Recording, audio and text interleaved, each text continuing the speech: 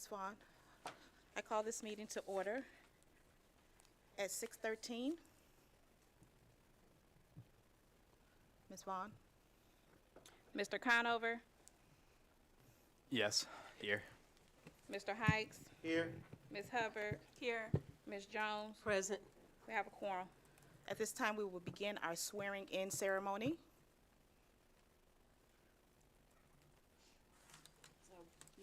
New board. So can we have Brian Marston?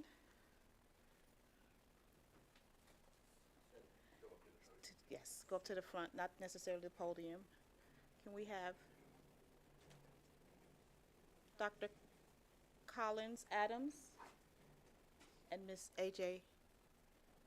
Foster? We have our presiding judge. We have one presiding judge. We have one presiding judge. Okay. Okay.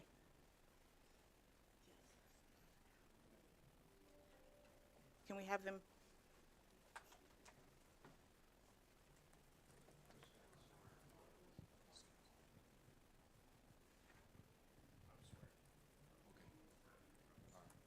So we're doing the all set.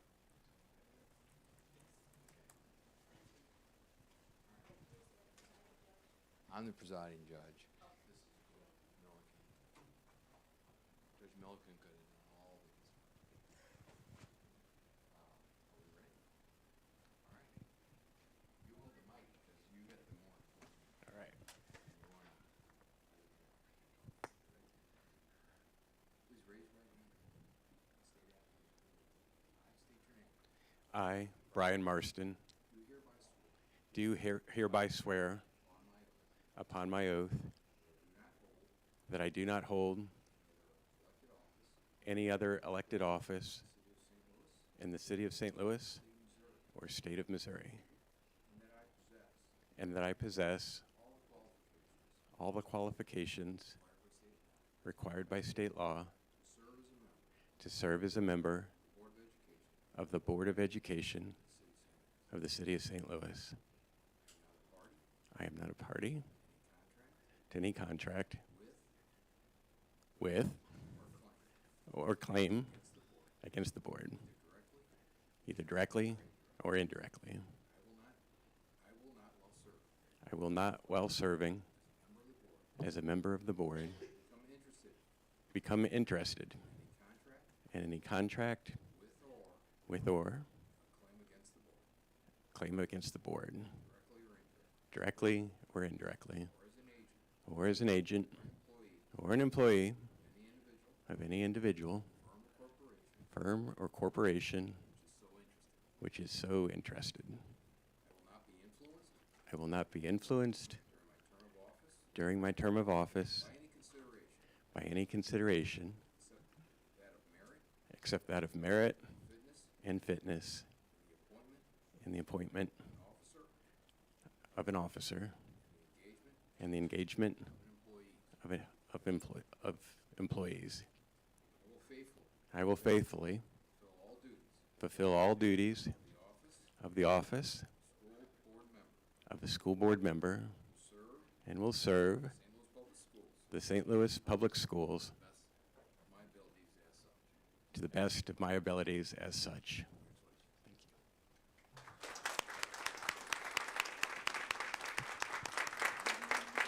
you. Mr.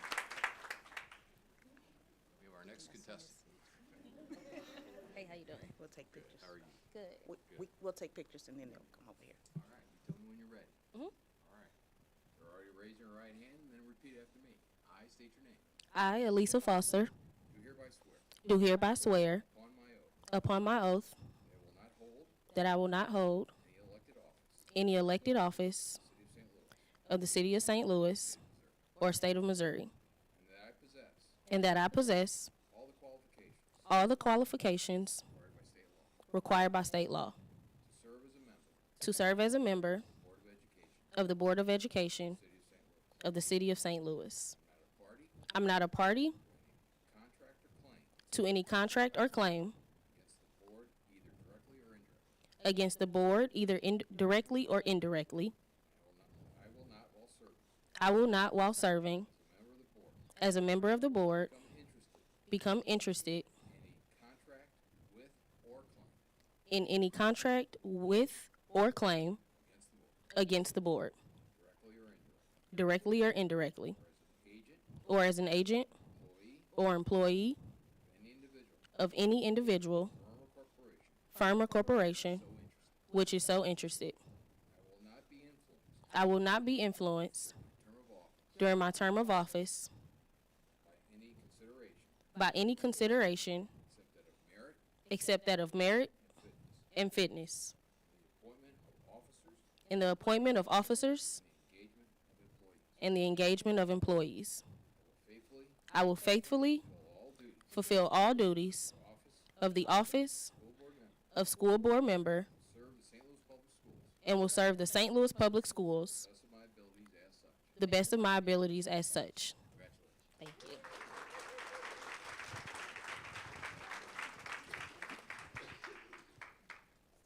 That's a long oath. That's why I broke it up. Ready? Yes. Raise your right hand. I, Dr. Karen Collins Adams, Dr. Karen Collins Adams, do hereby swear do hereby swear upon my oath upon my oath that I do not hold that I do not hold any other elected office any other elected office in the city of St. Louis or state of Missouri, in the city of St. Louis or state of Missouri, and that I possess all the qualifications required by state law to serve as a member of the Board of Education of the City of St. Louis. of the Board of Education of the City of St. Louis, I am not a party and I'm not a party to any contract to any contract with or claim with or claim against the board, against the board, either directly or indirectly. either directly or indirectly. I will not, while serving I will not, while serving as a member of the board, as a member of the board, become interested in any contract with or claim against the board, directly or indirectly, or as an agent or employee or as an agent or employee of any individual, of any individual, firm or corporation, firm or corporation, which is so interested. which is so interested. I will not be influenced I will not be influenced during my term of office during my term of office by any consideration by any consideration except that of merit and fitness except that of merit and fitness in the appointment of officers, in the engagement of employees. in the engagement of employees. I will faithfully fill all duties I will faithfully fill all duties of the office of school board member and will serve St. Louis Public Schools and will serve St. Louis Public Schools to the best of my abilities as such. to the best of my abilities as such. Congratulations.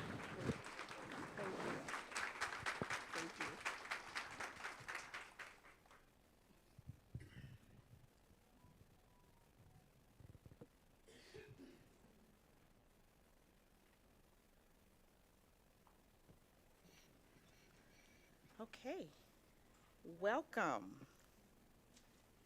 This is exciting. So good evening, everyone. Tonight marks a significant moment for St. Louis Public Schools as we welcome our newly elected board members to the Board of Education, Dr. Karen Collins Adams, Mr. Brian Marston, and Ms. A.J. Foster.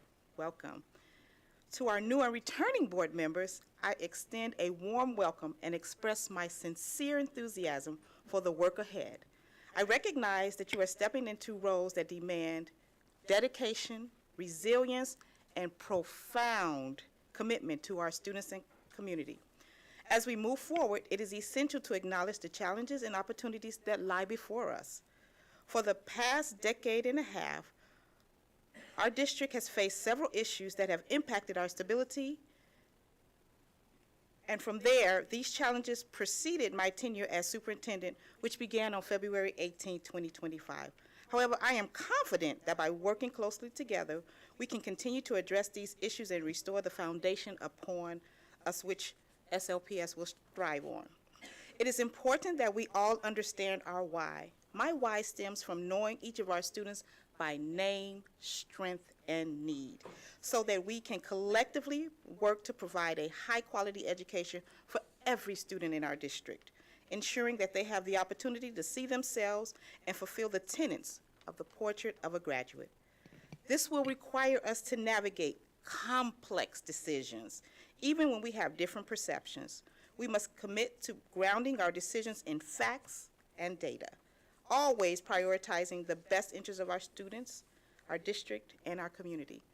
We must overcome the perceptions that have lingered and show through our actions that we are a district defined by excellence and leadership grounded in data. This requires a strong partnership between the board, our administration, our educators, our families, and the community, and supporting the superintendent who runs the day-to-day business of the district.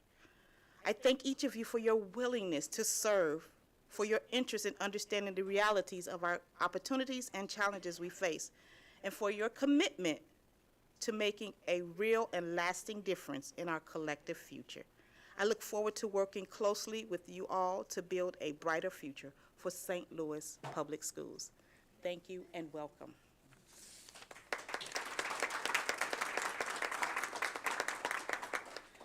At this time, I'm going to move into officer elections.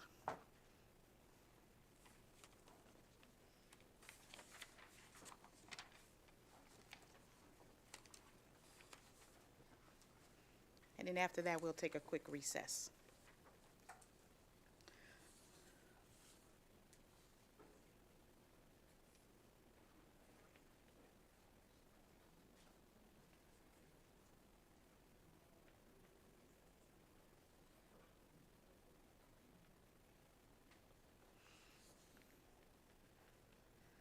What I'll do is I'll read the duties of the officers of the president,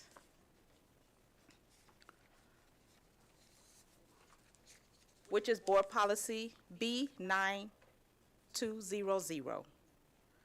The duties of the officers, members, employees, and agents shall be defined by state law and by board bylaws, policies, and regulations. And you have the blue form in your packet. You should have the blue form in your packet. If not, I can pass you one, but you should have the blue form in your packet. Okay. It shall be the duty of the president to preside at all meetings of the board, preserve order, enforce rules, sign all bonds, letters, agreements, deeds, and leases ordered to be executed by the board, and to appoint the chairpersons and members of standing and ad hoc committees. The president of the board shall serve as an ex officio member of any and all standing and ad hoc committees of the board. The president shall appoint the board's representative to professional organizations in which the board holds membership.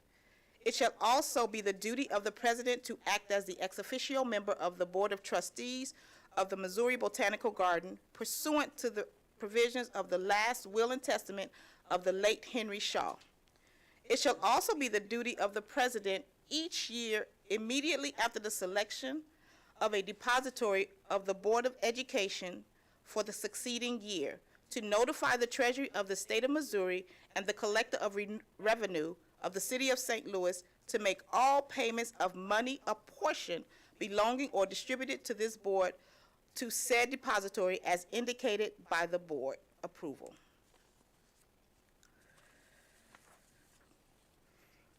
Are there any discussions or questions about the role of the president?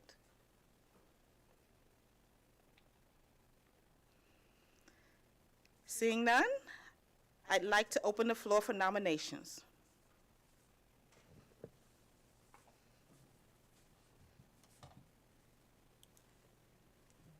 Board Member Hikes?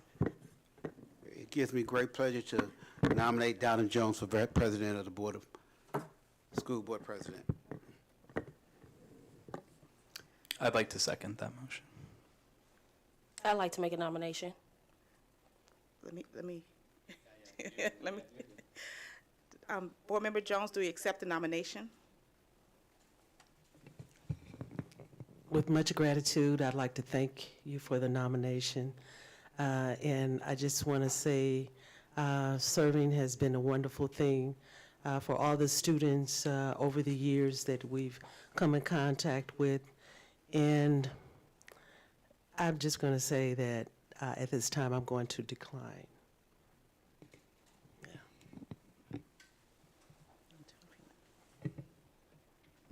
Board Member Foster. I would like to nominate Dr. Karen Collins Adams. Dr. Karen Collins Adams, do you accept the nomination?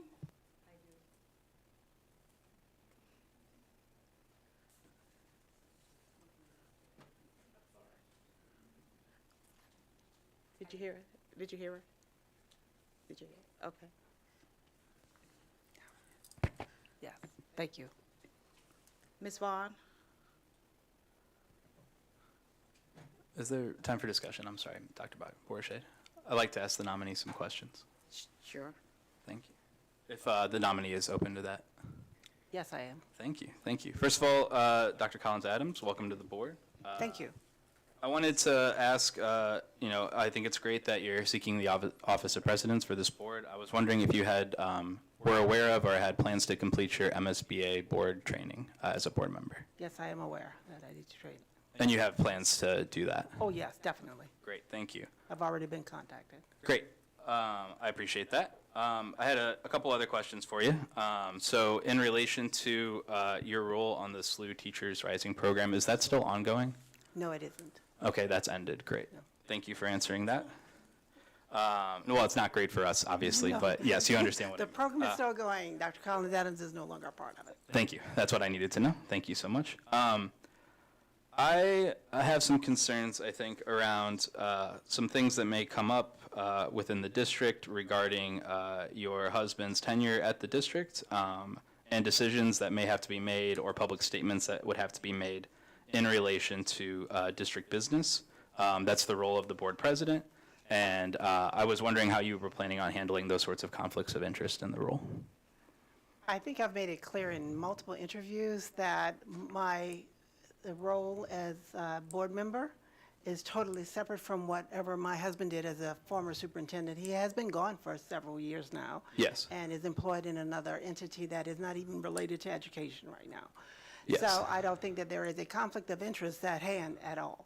Yeah, I mean, I think the audits that we are facing as a district extend into Dr. Kelvin Adams's tenure here, and so I'm just, concerned that if anything comes out of that audit that needs to be addressed, that you're prepared to either recuse yourself or Almost have somebody else definitely. If speak I in need to those cases. Yeah.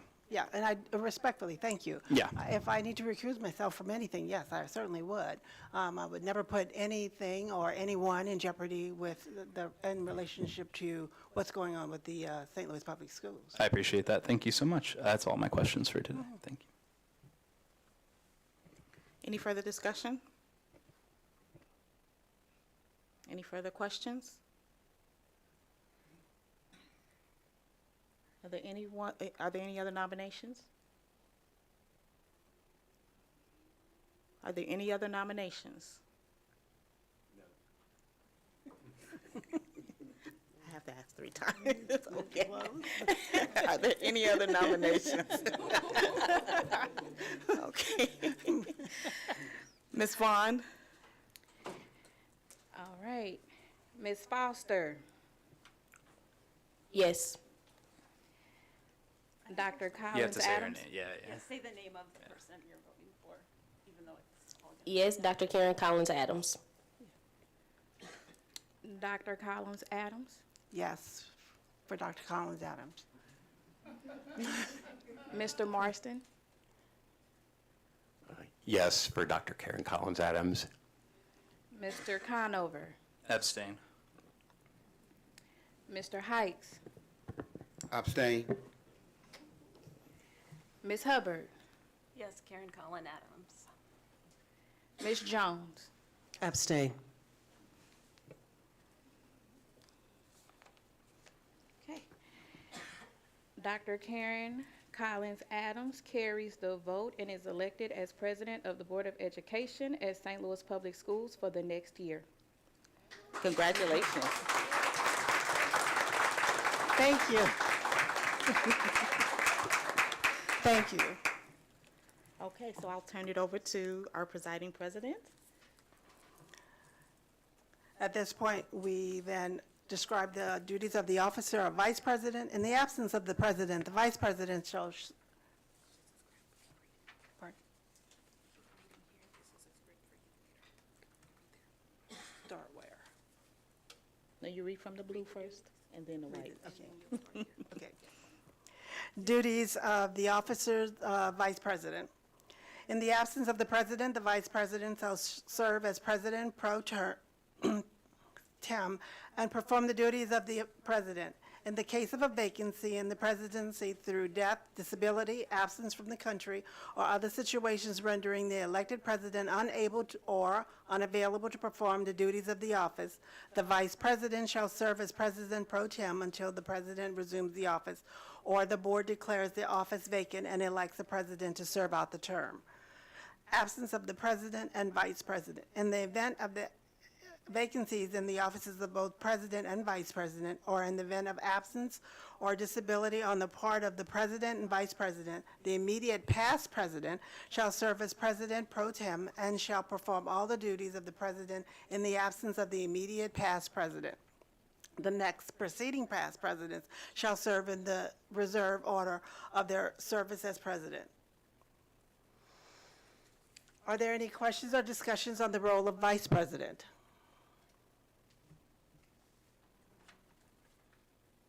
No discussions. I need a motion for vice president. I make a motion to nominate Ms. Donna Jones for vice president.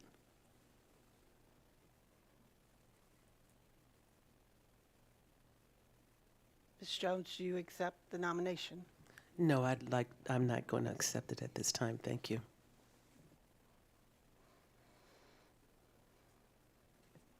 I'll do it if nobody else wants to. I guess I nominate myself. Are there? No. Go ahead. No, I'll nominate Emily Hubbard. Ms. Hubbard, do you accept the nomination as vice president? Yes, ma'am. Are there any discussions? I'm ready to nominate. Well, I think she want to nominate someone. Oh, I'm sorry, go ahead. Okay, I'd like to nominate Tracy Hikes as vice president. Mr. Hikes, do you accept the nomination as vice president? Not at this time.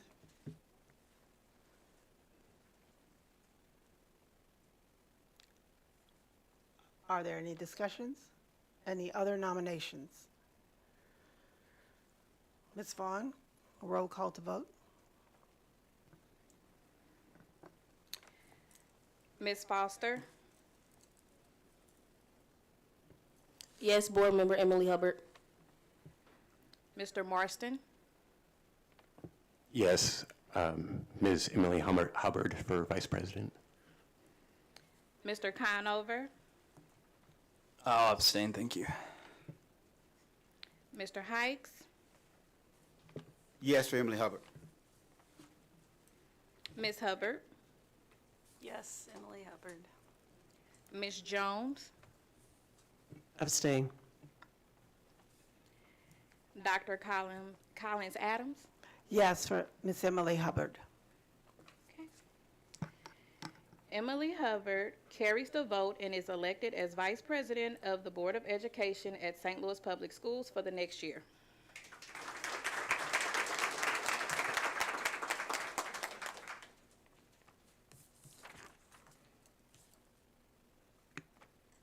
The duties of the Secretary of the Board. Excuse me.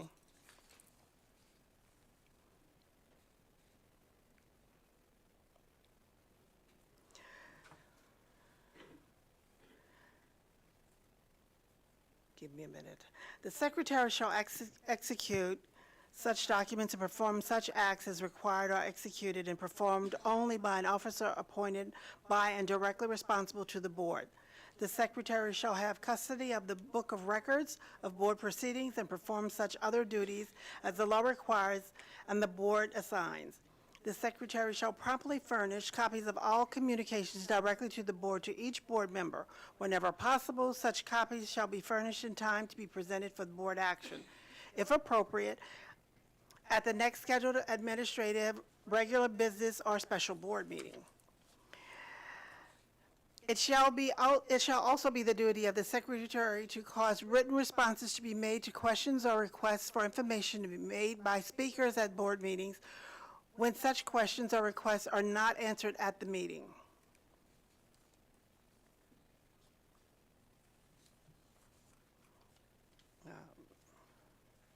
Please be patient as we learn the procedures that we have to follow for the steps of the rules.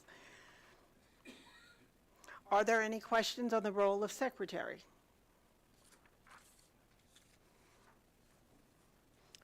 No questions. I need a motion for the board secretary. I'm sorry, a nomination, I'm sorry. I'm buzzing in. There we go. I make a motion to nominate Mr. Ben Conover for secretary. Okay. Mr. Conover, do you accept? I decline.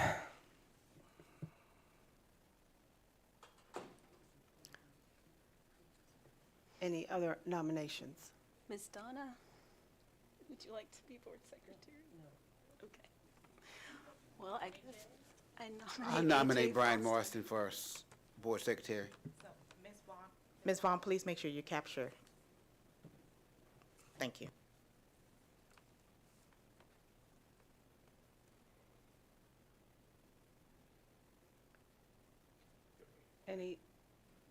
Mr. Marston, do you accept? I do, I accept. Are there any discussions? Any other nominations?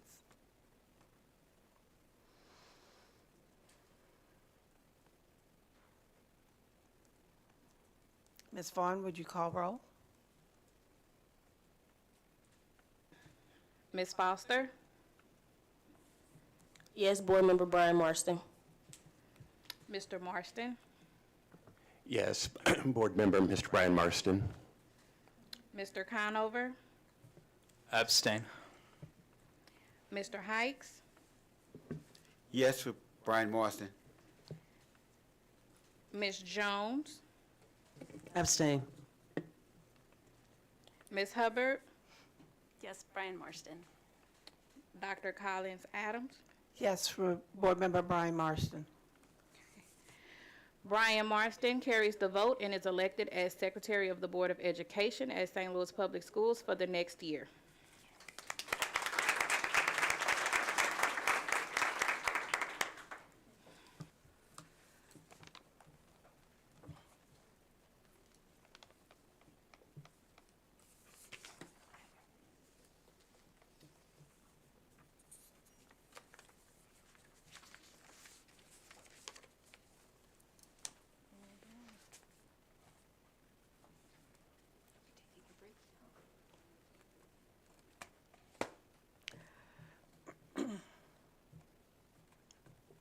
Please give me a minute as I fumble through the screen. I'm sorry.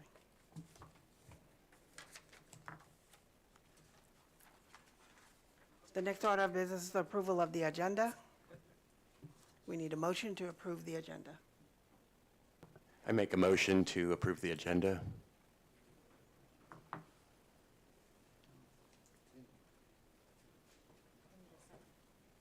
Second, I'm sorry. Second.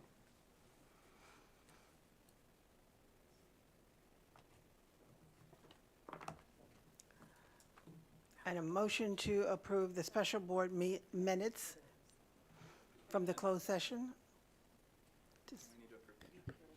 We haven't approved the agenda.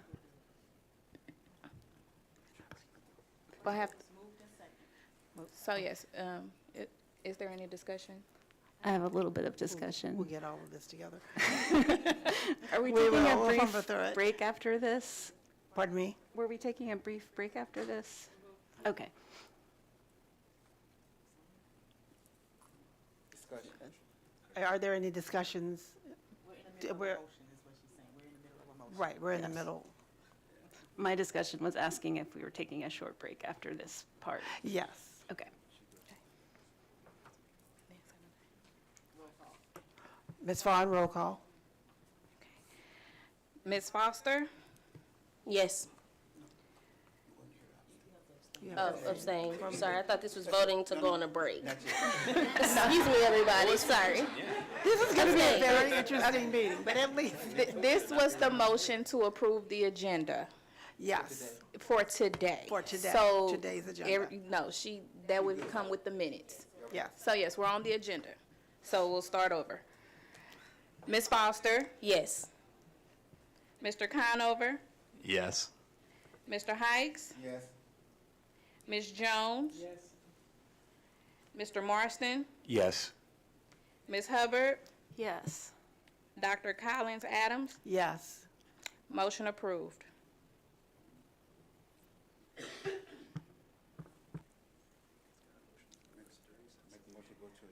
And, right, a 10-minute break? Yes. We need a motion to be able to move to a 10-minute break. So Someone- moved. Second. Okay. Ms. Vaughn, do you have that? Thank you. We're doing roll call. So, Ms. Foster, Yes.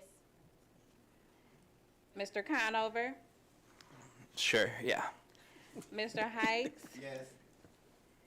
Ms. Jones. Yes. Mr. Marston, Yes. Ms. Hubbard, Yes. Dr. Collins Adams. Yes.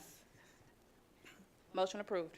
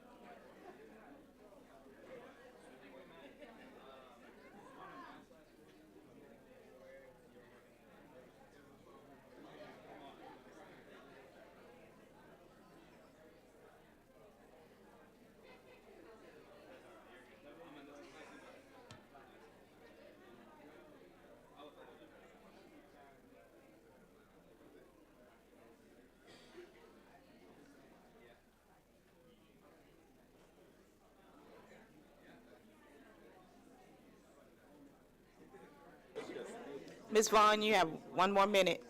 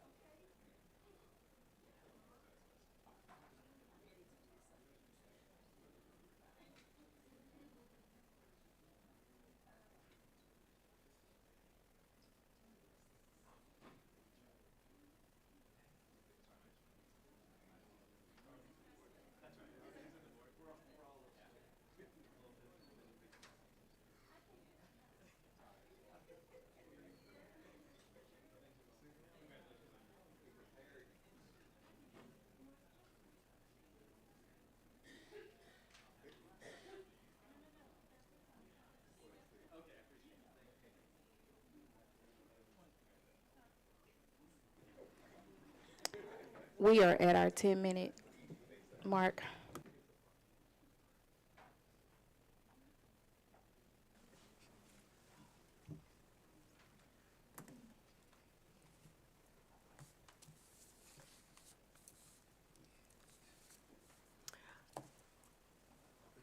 All right, we're ready to reconvene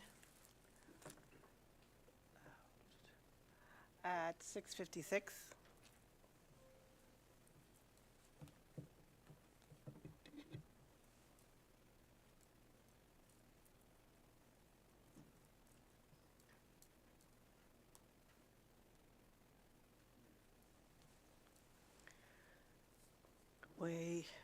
It's fine, you're right. Need a motion on the floor to approve the minutes from the previous meeting, special board meeting and closed session. Point of inquiry, if I may, if I can ask Dr. Borchardt, I believe we just approved these minutes in closed session. We did not? No. So when we had our closed Yeah. session minute, we had to do an open session to go into closed I session. understand. So Thank you. this is just the opening and closing of that open session. Thank you so much. Yeah, appreciate it. So, Is there a motion on the floor? So moved. second.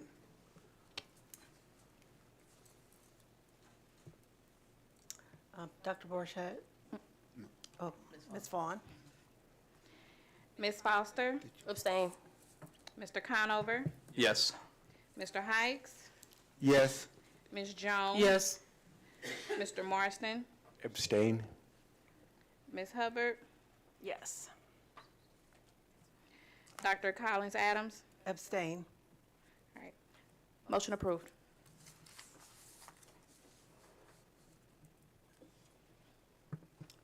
Dr. Borchardt? The superintendent's report. Thank you. At this time, we will move into our academics report from Dr. Dino.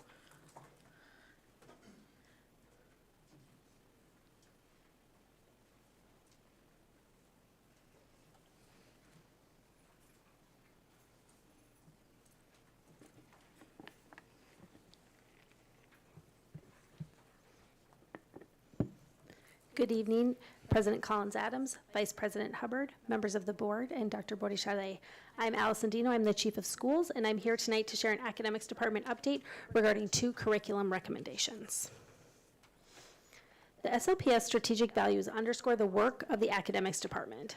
As we identified curricular resources, we have centered joyful and engaged students, personalized supports, as well as highly effective educators and leaders. And as we reviewed and evaluated these materials and pilots, we utilized equitable and multiple sources of data so that we can ensure that we're bringing recommendations that will support all students. Our student success goals serve as the North Star in the academics division. Both of these recommended materials specifically support third grade reading goals, college career readiness, and our climate and culture. Achieving the vision outlined in SLPS's Portrait of a Graduate starts with a strong foundation in literacy. Proficient readers become critical thinkers, effective communicators, and confident collaborators, equipping them with the skills necessary to be college and career ready. Through the implementation of a structured literacy approach and a phenomenon-based science instruction, we ensure that every student has the ability to analyze, access, and apply knowledge, empowering them to become competent leaders and change agents in their communities and beyond.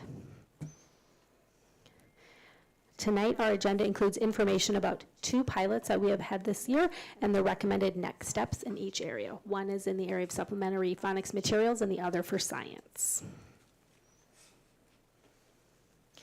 In order to support all students to become proficient readers, it is important to provide teachers with high-quality materials that use science of reading principles. At the start of this school year, all elementary schools in SLPS were selected and utilized phonics programs in their schools so that we also could pilot a variety of materials with our students and evaluate which program and identify the best supplemental phonics program for students to use district-wide. Tonight you will hear from Dr. Deanna Kitson, Network Superintendent, Ms. Kim Wilson, Principal at Laclede, Ms. Lynette Farmer, First Grade Teacher at Gateway Elementary, and Ms. Jessica Briggs, Kindergarten Teacher at Pomoja, about the recommendation from the 95% group. Can they please come forward?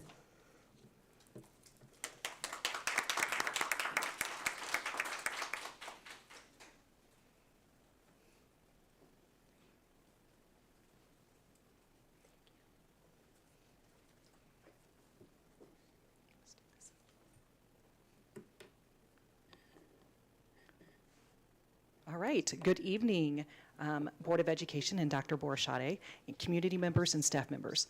I would be remiss if I didn't, first of all, start by saying thank you to, Dr. Borshade. She is leading this charge of the importance of literacy. That is absolutely one of her priorities and one of her goals. 2.5 years worth of growth, and with the right support, we absolutely can make those gains. So, when we think about the purpose of this pilot, the purpose of the pilot was really to ensure that students received explicit, evidence-based instruction, and especially critical for those students that are our earliest readers and some of our most struggling readers. This work was grounded in the science of reading, and it's proven with evidence-based practices. Learning to read is solvable. With the right approach and the right support, all students in SLPS can be readers. The major focus of this pilot is to equip teachers with structured, ready-to-implement lessons rather than asking teachers to create their own resources. The pilot supported a consistent K-5 foundational skills framework, and the coherence across the classrooms and grade levels ensures that every student received a strong foundation in reading, no matter which classroom or grade level they were in. Most importantly, we are seeing measurable growth. Students receiving the 95% instruction are demonstrating gains and key indicators in our STAR Early Literacy assessment. So let me share and let's meet our schools that actually were able to pilot the program: Laclede, Pomoja, Lionett Blow, and Gateway. These 4 schools represent the heart of the pilot. The schools have demonstrated dedication to improving foundational literacy skills for all students. And each of the schools really embraced the program, and they had a deep commitment to supporting early literacy. We are proud to celebrate their leadership, their perseverance, and belief in every student's ability to become a strong, confident reader. And now I'm going to turn it over to Ms. Kimberly Wilson, the principal at Laclede.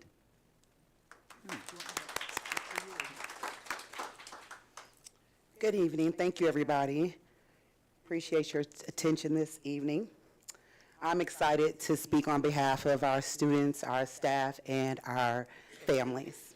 So what we've learned through our systematic approach, we've learned that it provides a predictable step-by-step roadmap for instruction. It also builds foundational reading skills with structure and clarity. Through measurable literacy gains, students showed real growth in early literacy indicators, and the data confirms that it's explicit and its systematic instruction works. It's scalable for core and intervention, meaning it'll work for both Tier 2 and Tier 3 intervention. It's flexible and efficient across all instructional levels. High student engagement, which is my favorite.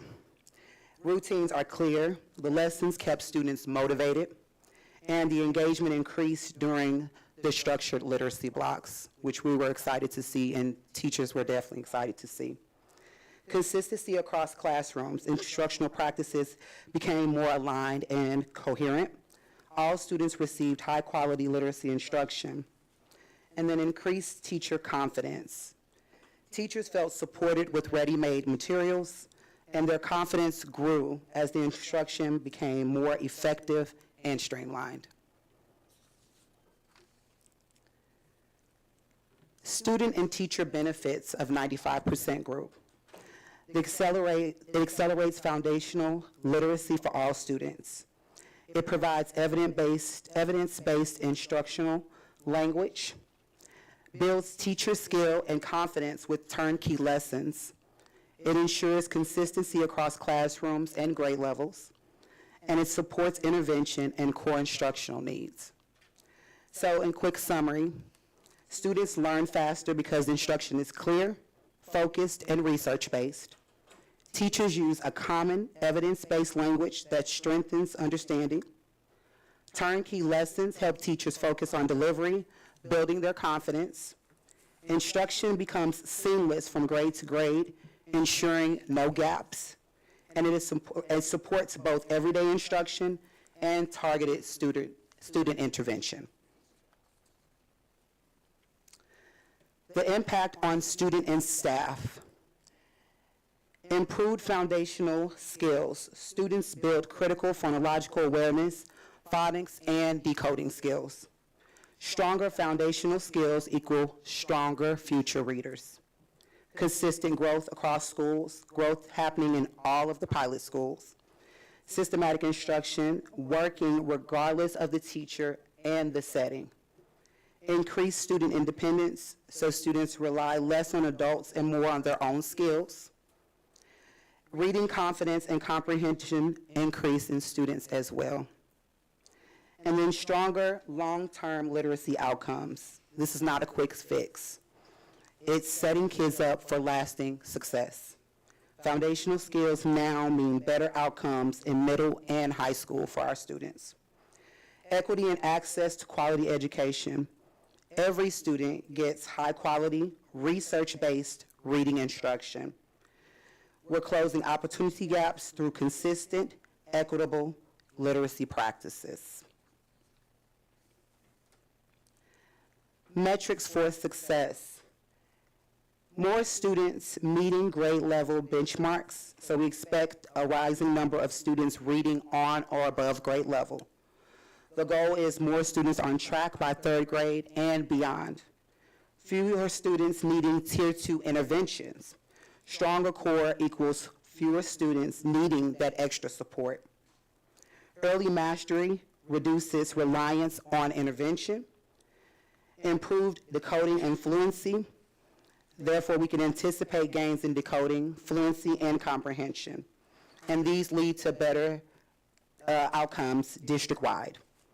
Greater instructional consistency. So instruction becomes consistent across schools and classrooms. Every student gets the same high-level quality education. Defining success. There are more key metrics that we can look for once we engage more with the program, And then next steps for ELA. New materials, so aligned resources district-wide to support evidence-based foundational skills and instruction. Provide 95% group K through 5 materials. Launch initial training for 95% group.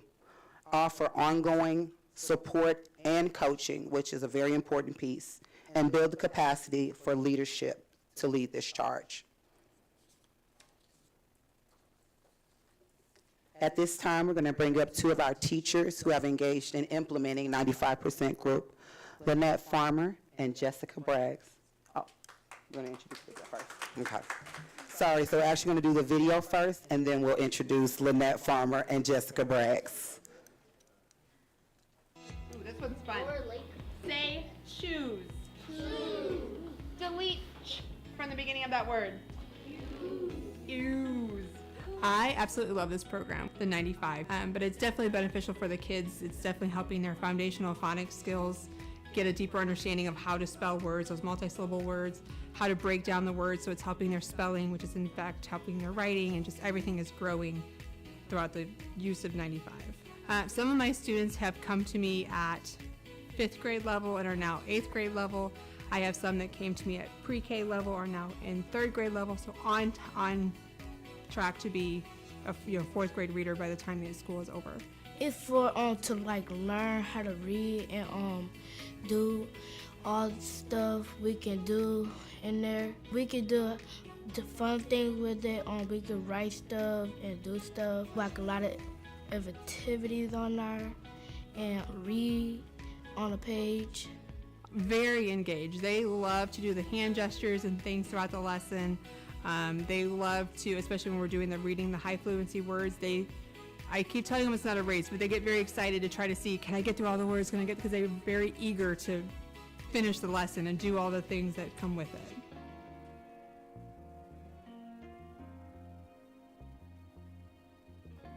All right, our first word on chain number 1 is E. Spell feet. F-E-E-T. We change feet to meat. Spell meat, please. M-E-E-T. All I like about 95% is that I learn how to spell more, I know how to sound things out, and I know how to actually pronounce the words and don't misspell it. I cover the second syllable and look at the first one. What's our syllable type and gesture? What is it, everybody? Close. Vowel sound. Up. Syllable. And. Syllable. When. 95% is a very good lesson that we have. It is very fun. It helps us read and learn how to spell words that we do not know. What I like about 95% is we get to learn new words and we get to sound them out, and we get to take away and add on letters to make new words. Ready? Yes. Good job. Say rhyme. Rhyme. Add k to the beginning. Word. Rhyme. Say light. Light. Add s to the beginning. Words. Light. The thing that I like about 95 is when we map words and say them and spell them out. That's my favorite part of 95. 95 help us learn how to add words, subtract, figure out words, and that's it. At first, I was against it because I did not understand it. But now, with my daughter, I have seen improvement in her reading. So I'm all for 95. 95 amongst inside of the building, I have seen an improvement with children reading. I'm for 95 as a parent and as an educator.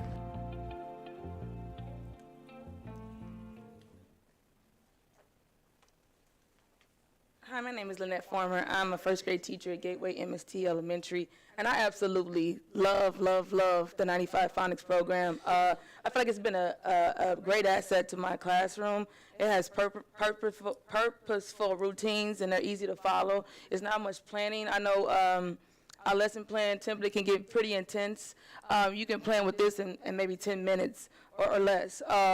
It's the same thing every week. I'm almost programmed to know what day I'm going to do what materials we need out. The kids know it, I know it. It helps build mastery. It has this sound spelling mapping chips. And it's a game changer, I think, for helping students understand the beginning, the middle, and the ending sounds. It's aligned with the science of reading. I can see my students making real connections with English spelling patterns, and the coaching practices were extremely helpful. I felt like they wouldn't stop coming. They kept coming over and over again to visit us, and we were like, but I appreciated it because in December they came and they modeled it for us. So first we sat down like we were students ourselves. And we got a chance to see the lady that actually works for 95, and she modeled the lesson. They came back in February. They had us to teach the lesson. They observed us, and then they gave us feedback. Then they came back again in March. They did the same thing. They wanted to see how much we had grown from it, so they observed us again, and we went back, and we had like a little powwow, and we talked about what we did well and what we can improve. Now, not a knock on my view, but I feel like my view kind of hits on phonics. It's not explicit. It's like, they may get it. They get exposed to it. They assume that students will pick it up. But 95 phonics is explicit. It's the same routine. It hones in on the skills for a whole week. It starts off with the teacher with the I do, the we do, the you do. It's very explicit. The children love it. Like, I love word chains. We say, yay, word chains. Or we say, or when we do, what is the other thing they like? The sound spelling mapping. Now, I had a student that was constantly writing her name backwards. I mean, no matter how many times I had her to write her name over again, she would still write it backwards. But the sound spelling mapping, that kinesthetic learning, associating the beginning, the middle, and the ending sound, it helped her. She no longer writes her name backwards at all, and I'm so proud of her.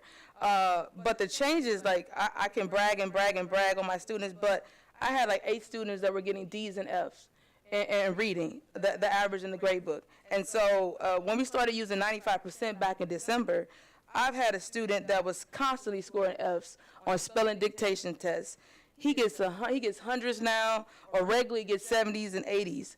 I had students that were confusing, again, like the beginning and the middle and the ending sounds. And again, that sound spelling mapping is just helping them with the kinesthetics and being able to associate the sound with the, being able to move and associate the beginning, the middle, and the ending sound. Now, also, I had, at the beginning of the school year, now this is probably one of my most challenging classes, they came in first grade on a 0.4. That's like the 4th month of kindergarten. And this is in August. By now, by mid-April, they're at 1.9. These are my early lit students in STAR, but I have 10, so I have 20 students. So 10 of them are early lit. They were like the 0.4. They grew to 1.9. But I also have some overachieving students where, like, I tested them early lit, but now they've grown so much that I'm testing them in STAR reading. They were at 2.1 in January. They grew to 2.9. All right, so I have like 10 students in my class. One is, my highest is 3.7, then 3.6, then 3.2. I have like a 10 group of students that are like a 3rd grade level when my whole class came in at 0.4. So I just want you to know how awesome this program is. I mean, it's great. I can't say anything bad about it. I love it. I will say that when we had My View, I took it upon myself as a teacher. I went and found a resource myself, which was Heggerty. And Heggerty is great, but it doesn't have workbooks. It doesn't have that kinesthetic movement with it. And so I knew that My View wasn't enough, so I took it upon myself. But I'm so glad that my district is investing in our students, and I no longer have to carry the load by myself.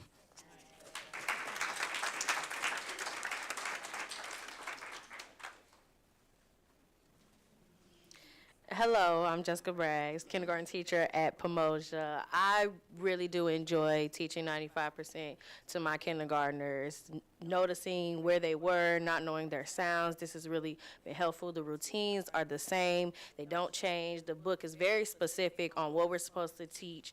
The lessons, I've noticed my students have, when they're doing independent reading, they're doing those same lessons that we do use during 95%. So when they're using the point to the letter, say the sound, because they're trying to figure out what the word is, I hear them trying to do that on their own and helping other students that they do see are struggling as well.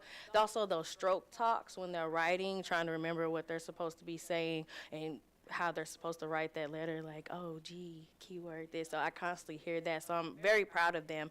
And then also, I've observed their assessments as well. Their assessments have, from the first assessment to the third one, because I believe I'm on the third assessment now, their scores have gone up. Some of them weren't even trying at all. Now I have full on 17 out of 17, depending on whatever those scores are. They're actually more confident to participate in those lessons. And I'm very confident to teach this next year as well, because like I said, it's very specific in the teaching. The routines are the same. I'm very confident to move away from the book and know exactly what they say. They do change. I do notice during their reading, that independent reading, as far as their high frequency words, their memorization has definitely improved, because now they can notice those words. Most of the books, most of the phrases, most of the sentences we read do include all the high frequency words, so there may be one or two words that they do not know. That's where we use those steps or those instructions, where if you don't know the word, point to the letters, say the sound. If you do, just read it.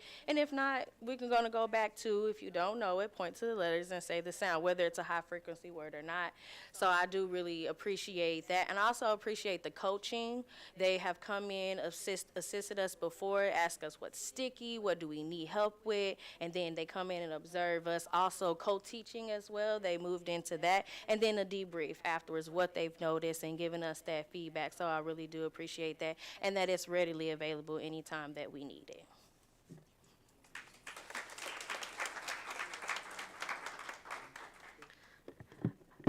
That's our presentation about 95% group. Are there any questions for these folks before they sit down? So I think it's maybe a question directed for you. Oh, I'm sorry. Point of information? Go ahead, Mr. Marston. Thank you. Is the data from the pilot program publicly available? Because I know it said in the slides that the students made measurable literacy gains. I was wondering how big the gains were and how consistent.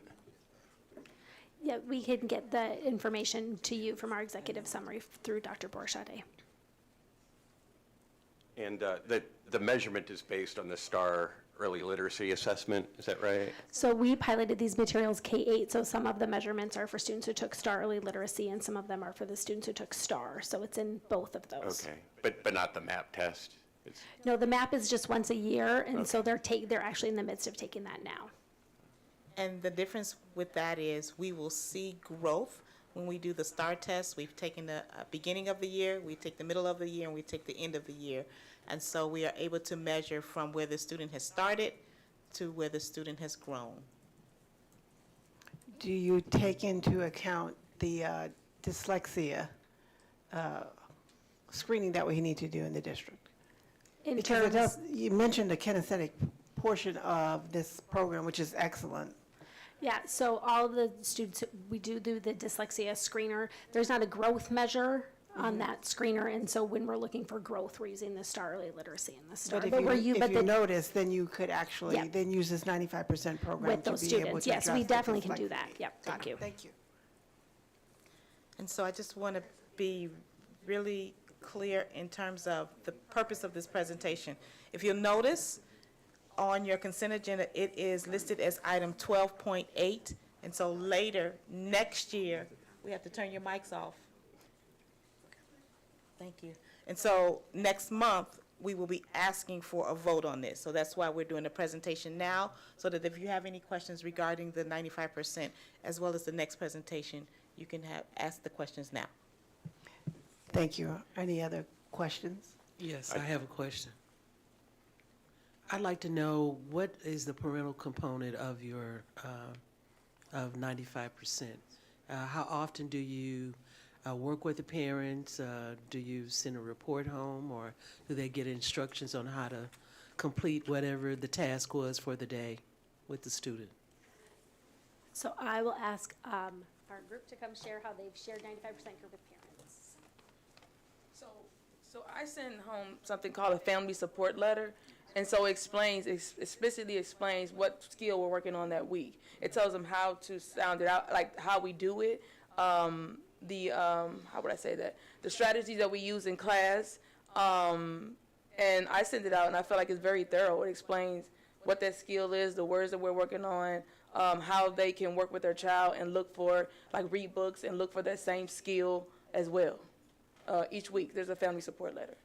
And then we can share, there's an assessment every so often, like after every so many amount of weeks, the student is assessed to see how well they grasp that concept, and we can share that with the parents as well. So you don't really wait until the time they're going to get their report card, and then they have this grade, and the parent is saying, "Oh, I didn't know my child was not doing well." So you do reach out frequently. Well, I personally, as a teacher, Class Dojo, I post every week. We have a spelling dictation test at the end of every week, and I actually take a screenshot and I post it to their actual portfolios every week. Thank you. No problem.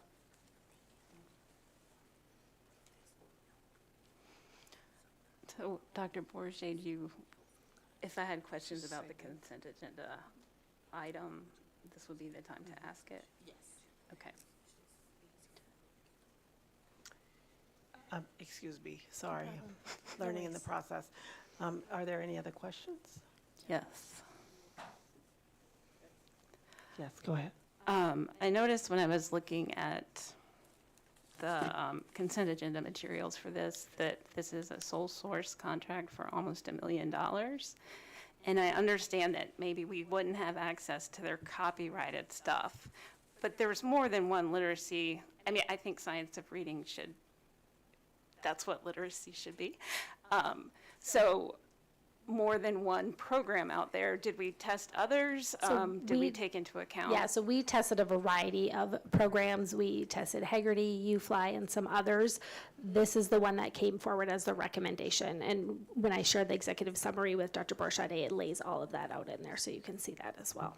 Okay. Yeah, we did, every school used, there were probably 5 programs that were used across the district in all of the schools, and this is the one that was selected. So we didn't just look at this one. Okay, and when you looked at this, you also took into account which schools already had programs going, like, isn't Laclede in the Reading and Writing Literacy Initiative? No, it is not. No, Okay. none of these schools are in the Okay, Reading so Writing those Initiative, yeah. schools didn't get, that's good data. Thank you. So, Yeah, I would love to see the executive summary. Yep. Because we have a history with sole source contracts. I guess that's what I'll say. Also, I would much prefer like data and test scores than a video. Like that's, data test scores are evidence. The video is sweet, but it may not have all the information we need to make this decision. Thank you. Thank you.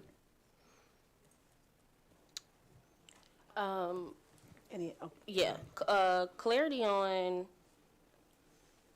if the contract that's in the consent agenda is to continue the program through the 5 pilot schools, or is this district-wide? All schools district-wide. Okay. Thank you. Are there any, yes, Mr. Cottom? Thank you.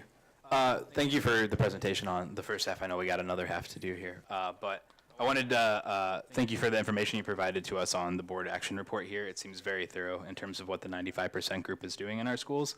And from all the testimony we heard, it sounds like things are going very well. So I'm very happy to hear that. Reading's a very important initiative in this district. So thank you for what you all are doing. Thank you. Okay. Thank you. Thank you.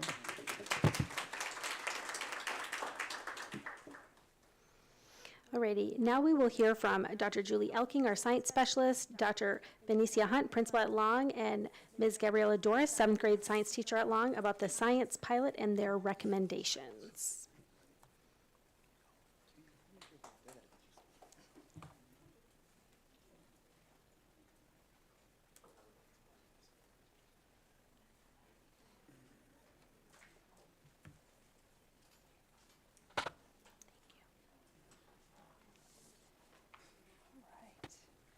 Good evening, Dr. Bourget, board members, community members. Thank you for having me here.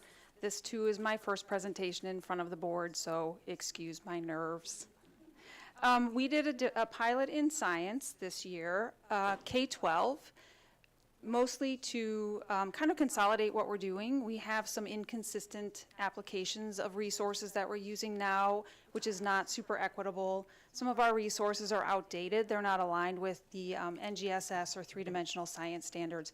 So this pilot served as a means of getting us all on the same page and making sure that all students have access to equitable, phenomenon-based, inquiry-based, hands-on learning, so you can see scientists doing science in our classrooms across the district.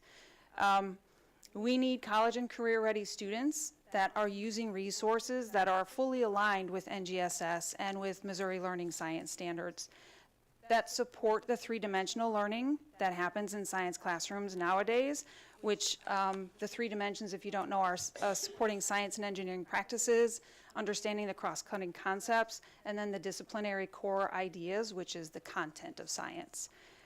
We also need to see some inquiry-based and hands-on learning using relevant phenomenon so that kids are investigating and they're exploring. That deepens their understanding. Across our district, we have a wide range of teachers, teaching abilities, teaching experience, so we need professional support to get all of our teachers as teachers of science. And then finally, we hope to see some improved outcomes on our MAP and our EOC scores, and tracking data throughout. I guess I have to move my presentation. We had several schools. Our pilot was a little bit different than the 95% group pilot. We solicited from principals to volunteer to pilot resources. At the elementary level, we piloted Amplify Science, MySci, which is out of WashU, and Twig. At the middle school level, we piloted Amplify, MySci, and we're currently using an open resource called OpenSciEd. We used Activate Learning's digital platform, which digitizes the OpenSciEd materials, so their content didn't really change. They just piloted a new platform. And then at high school, we piloted a digital platform called Cognity, and we too use OpenSciEd at high school, so we piloted the Activate Learning platform there. We touched over 3,000 students in our pilot. We had 46 elementary teachers, 12 middle school teachers, and 14 high school teachers participate. The goal was to get multiple teachers at grade level, so we had a depth of data. And here's what we learned. As a science person, I like graphs, sorry. And so this graph stuck out to me. This was from our survey data. That's really the only data we had from science, because standardized tests are 3rd through 5th is tested in 5th grade, and then we have 6th through 8 is banded, so 8th grade, and then biology. So there's not really a through line to see standardized test scores. So we went with teacher feedback. We did qualitative and quantitative feedback, and you can see that all of our resources were pretty much the same when I used the quantitative metrics. The only place that it jumped up was at the end when I asked for an overall rating on the program, and Amplify edged out just by a little bit.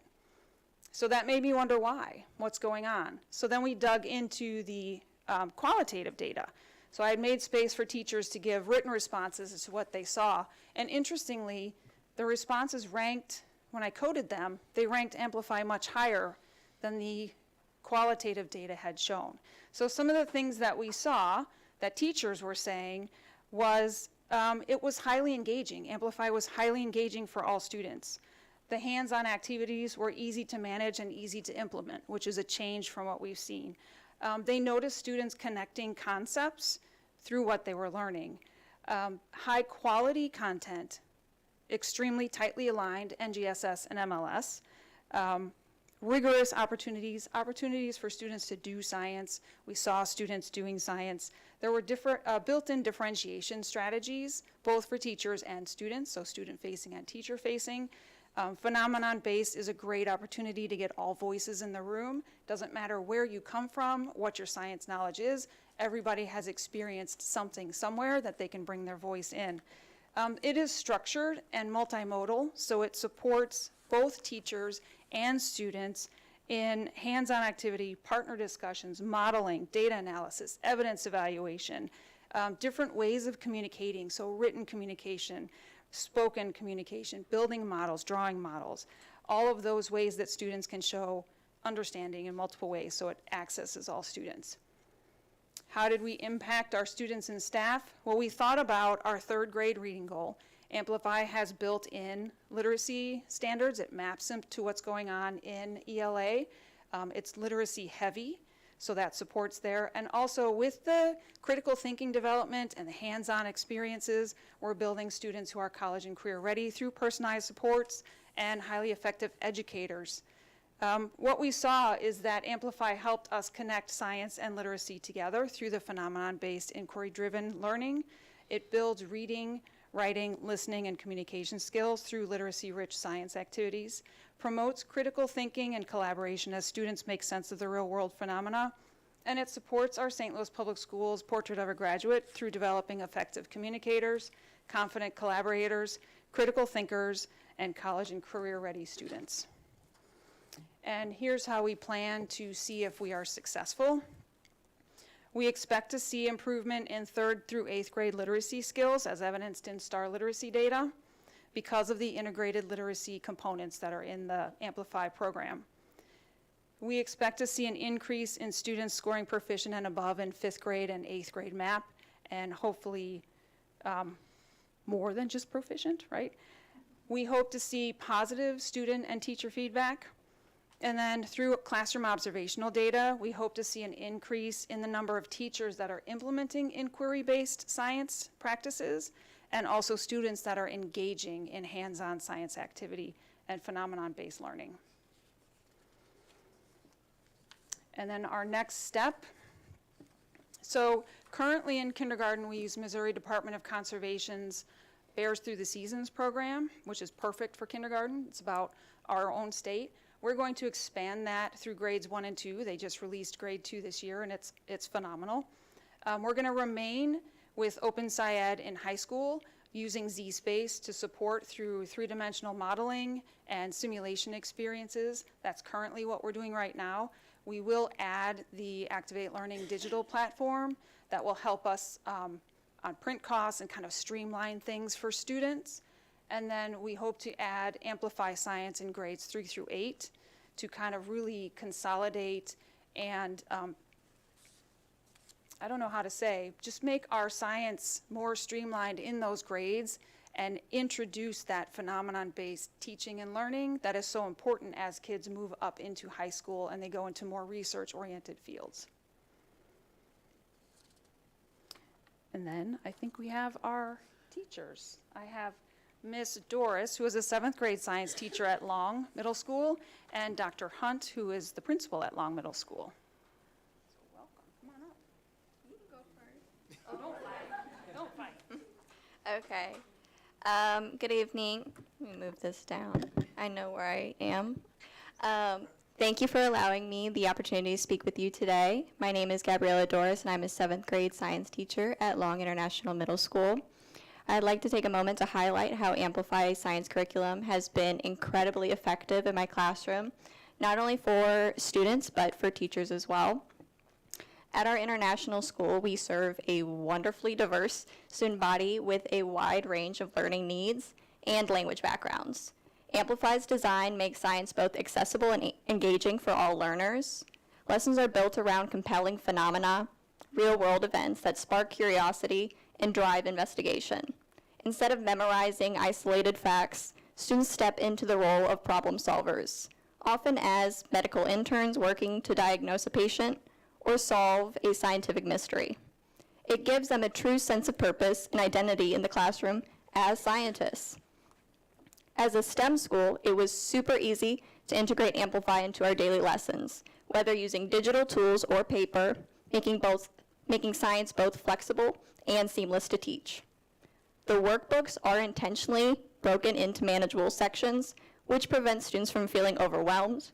This is especially valuable for students who are still developing their English language skills. Additionally, Amplify incorporates simulations that allow students to explore concepts visually and hands-on, deepening their understanding through observation and interaction. Just last month, I had a student, Jeremiah, who was struggling to understand how proteins break down into amino acids. In the past, this might have led to frustration or even a shutdown, but instead we just opened the Amplify simulation, explored it together, made observations. Jeremiah's entire outlook changed. He said, "I really enjoy this new curriculum because I'm a visual learner." That moment reminded me of the power of having resources that meet students where they are. Amplify also empowers teachers. Each unit provides clear vocabulary, sample student responses, and anticipated misconceptions. This allows me to plan more intentionally and respond to students' needs in real time. The alignment between the slides, workbooks, and simulations means I can teach digitally, on paper, or a combination of both, and feel confident in doing so. I also want to take a moment to thank my administrators for supporting me during this curriculum transition. I don't know if you guys know, but the science department has gone through a lot. When I shared my previous concerns about our curriculum, while it was content-rich, it sometimes very much overwhelmed the students with too much text and not enough interaction. My administration thankfully listened. They trusted my feedback and advocated for a resource that would better meet the needs of our students. And that's exactly what Amplify has done. It turns learning into something exciting, digestible, and real. Amplify isn't just a curriculum, it's a tool that brings science to life, builds student confidence, and supports educators in creating meaningful, inclusive learning experiences. Thank you again for your time and continued support of resources that empower both students and teachers to thrive. Thank you.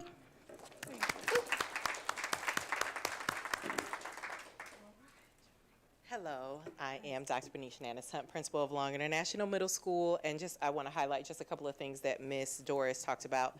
So Ms. Doris has been with us for 3 years, and she has been our 7th grade teacher throughout that entire time. And she's exactly right when she talks about the confidence and the expertise that both our teachers and students feel.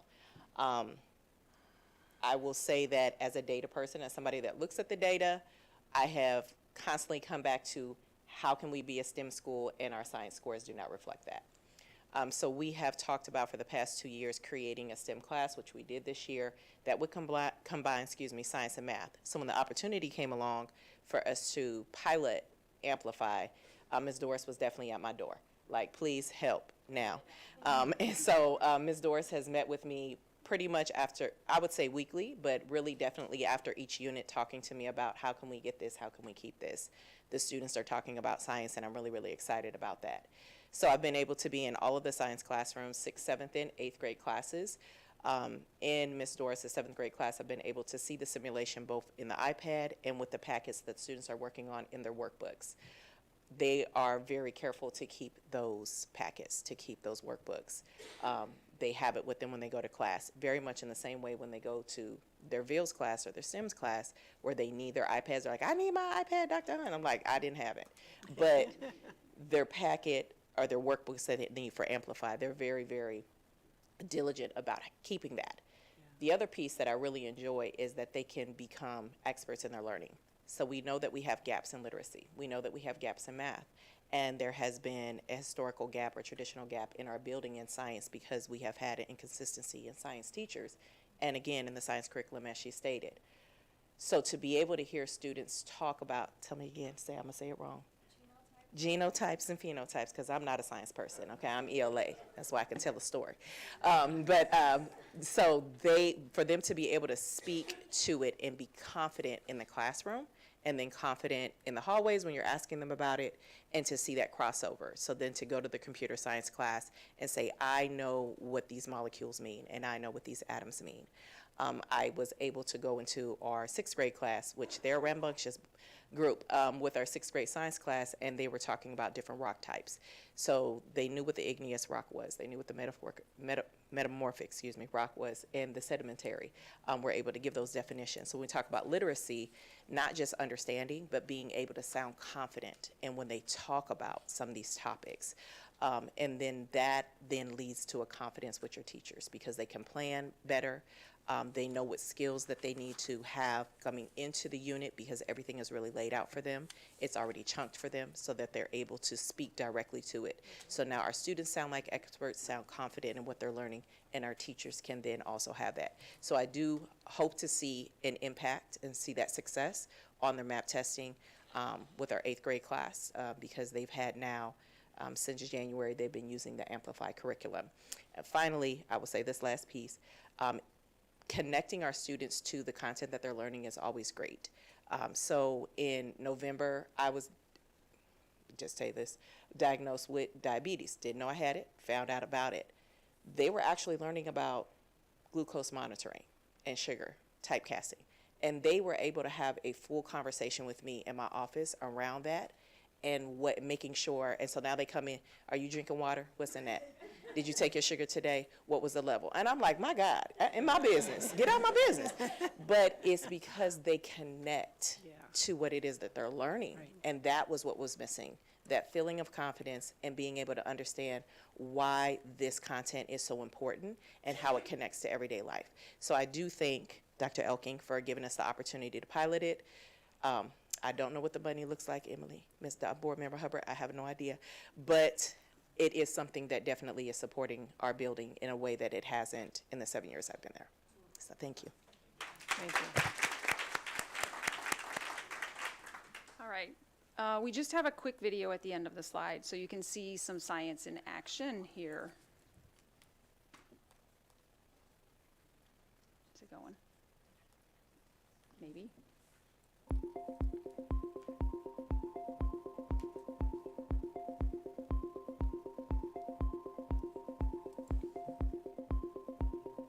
It's been a lot more interactive. We've been able to get the kids into thinking that they are actual doctors and researchers using the videos and simulations. They've been able to, make more observations.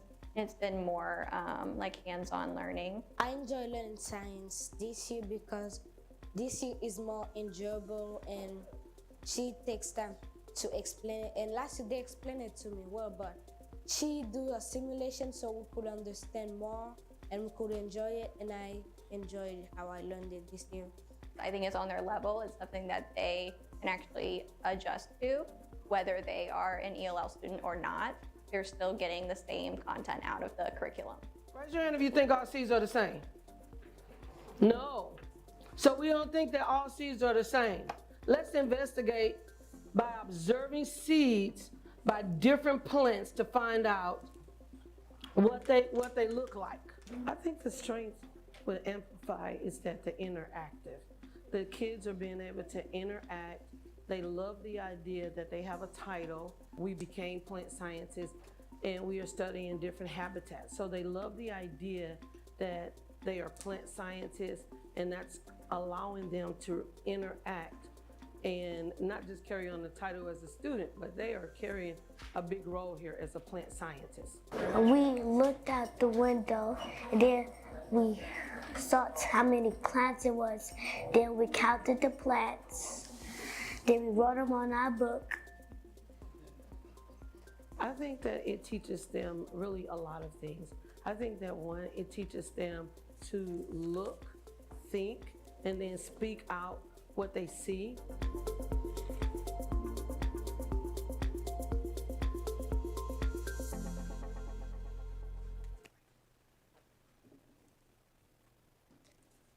There are questions for our team about the science. I'm going to open the floor to discussion. I'll go first. Dr. Dino, Amplify would be, we would no longer be in a pilot program, but we would have it throughout the school district. In grades 3 through 8, yes. In grades 3 through 8. And with Amplify, we're not in the same predicament we were in with the MySci kits come periodically. Amplify, you get it all at one time? Yes. It is, okay, that's, because that then allows for accelerated learning. And then if there's consumables, they would be replaced. We would replace them when they're needed to be replaced. That's perfect, thank you. That was my major question. And the other thing, with 3rd, 4th, and 5th grade, the way Missouri standards are written and the amount of time, minutes per subject that are given, how do you hold science as a sacred amount of time, given science a sacred amount of time in the day for students? Because teachers will, we have a 90-minute block for reading. We have, 55 or 75 for math, but we have to, designate time for science. So if you could, And I'm not asking you to respond to that right away, but if you could look at that to be certain that teachers and administrators are working with those particular grade levels to make it a standard. Yeah, that's, our goal is to standardize in those types of things in instruction across the system. And one of the things about Amplify is it's not time bound. You don't have to do 50 minutes, 5 days a week. Like the way that teachers can plan, there's different options, but where they can still get the necessary amount of time to do the work. And do it cross-curriculum? Yeah. Thank you. I support you 100% on that. Thank you. Are there any other questions or discussions on the floor? I wanted to ask a question about outdoor spaces for your science projects.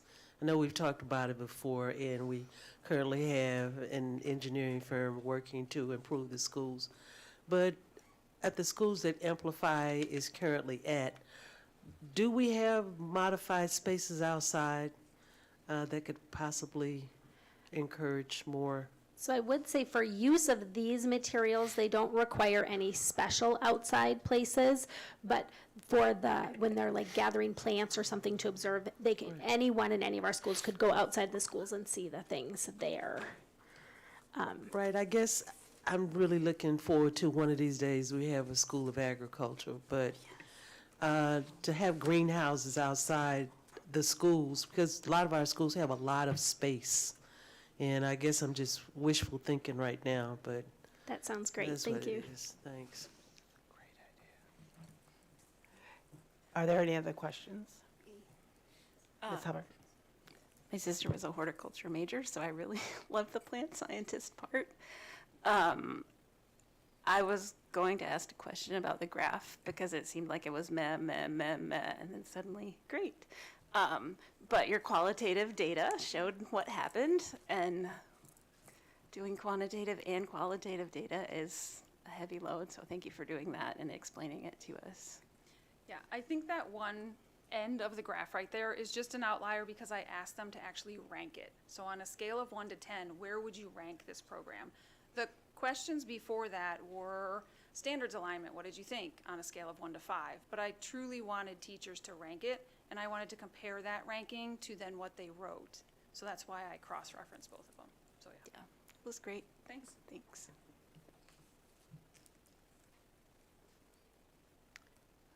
Are there any other discussions? Thank you, Dr. Dino. That concludes my report. Thank you all. Thank you, Dr. Borshado. We now move to the consent agenda items.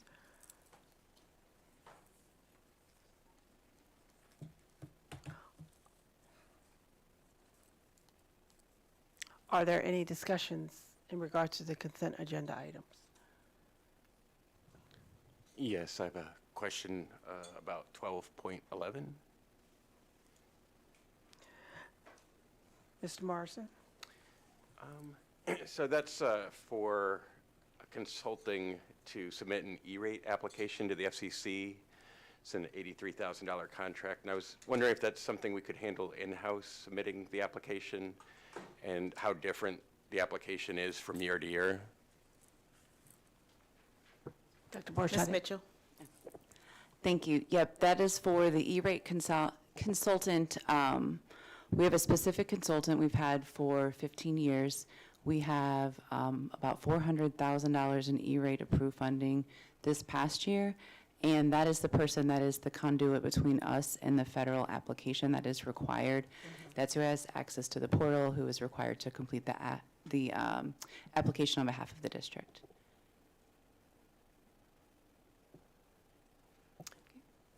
Thank you. Any other discussions? Yes. I noticed on some of the bar reports that there was an indicator for GOB in the actual academic year. Can you clarify which academic year this is general operating budget coming out of? Oh, for the same 12.11? Yes, that will be the next fiscal year. Okay, thanks.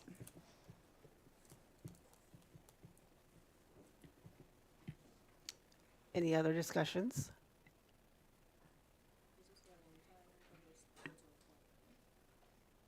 This is for the entirety?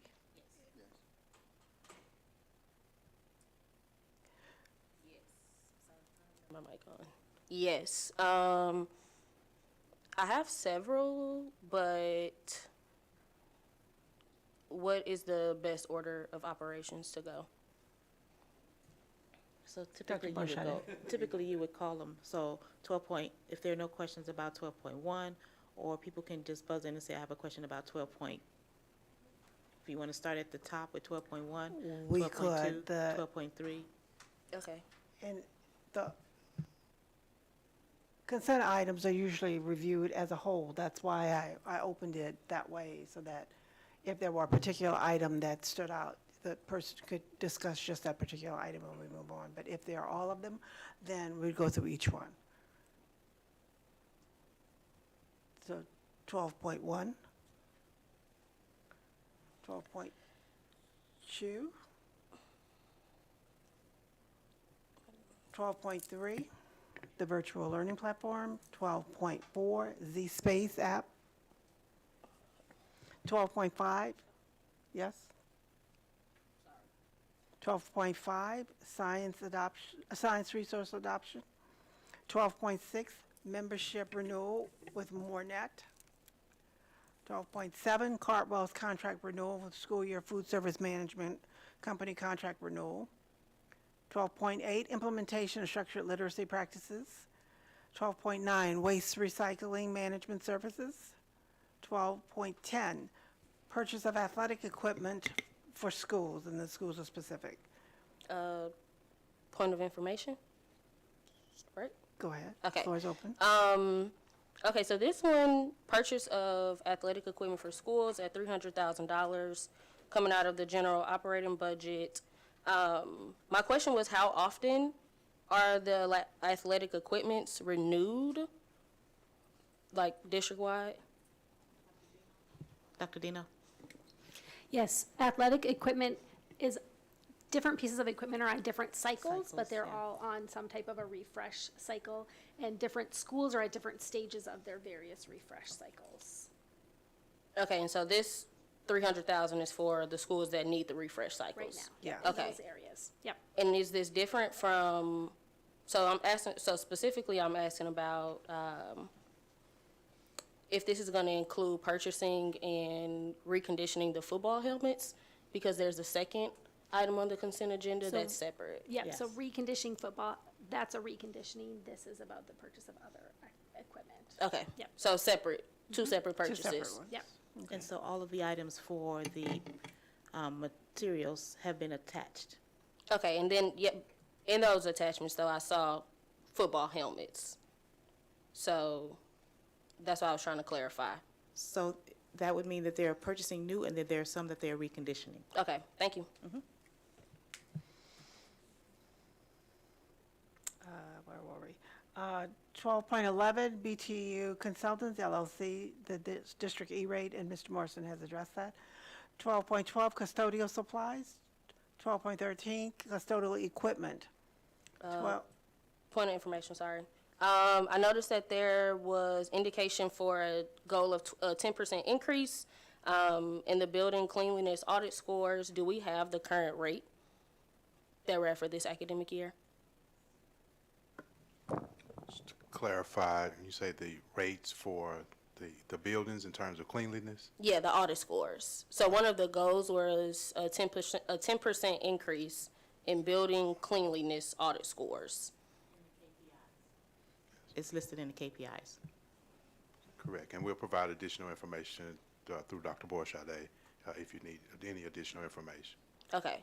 I was just wondering what the current, or what the previous academic year for the audit cleanliness score was. Okay, we'll provide that. Thank you, Chief Foster. And we would note that the board secretary would get that information from Dr. Borshade. 12.15, Central VPA Collegiate Signage Improvements. 12.16, Asset Essentials Maintenance Management System. 12.17, Renewal for Library Collection Services from Follett Solutions for each school. point of information. Ms. Foster? Thanks. 12.17. Okay, so I also noticed in the bar report for this that there were gaps found in the past, and when gaps were found, books were purchased through ESSER funds. Are we operating that, or are we intending or going off the assumption that we will continue using those funds for the next academic year to kind of fill those gaps? We don't have any more ESSER funds. Okay, so then my follow-up question is, what what budget would that be coming out of? Okay. Is the GOB? Okay, thank you. 12.18, snow Buzzing. removal, grounds maintenance services. I have But, a question on that one. Mr. Morrison? A couple of questions, actually. Can that contract be amended so that no pesticides or herbicides are used for the grounds maintenance services? So it sort of left open the option of using either like a weed whacker or using herbicides and pesticides, and I think it'd be best to not have those poisonous chemicals around the kids. Are we on 12.18? Correct. Yes. Okay. Yes. Is that the will of the board, or is that an individual preference? Sounds like It would be the will of the board to not have pesticides. we have to vote on. So, I mean, is that the question? Is that what Yeah, you're so it's asking? unclear what's. Make Right. a motion. No, Mr. Conover, we're just trying to clarify what would be the question on the Correct, yeah, thank you. table.